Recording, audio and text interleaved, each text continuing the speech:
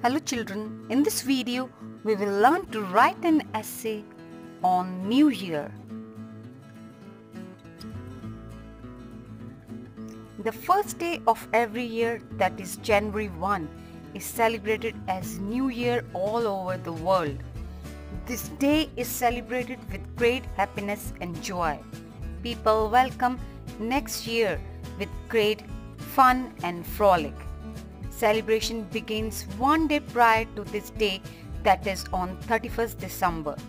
People enjoy this day with their friends and relatives.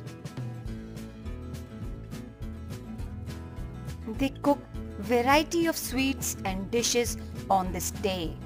On the night of December 31st, people sing, dance and have fun.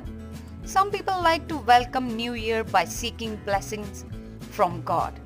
People give good wishes to their friends and relatives. New Year cards are also exchanged.